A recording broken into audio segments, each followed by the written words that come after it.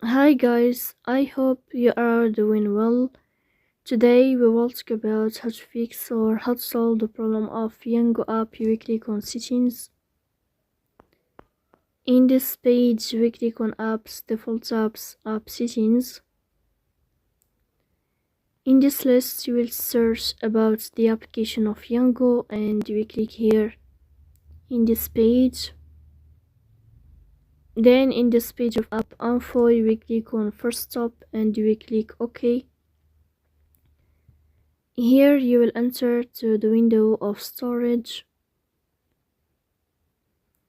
Then we click on clear cache.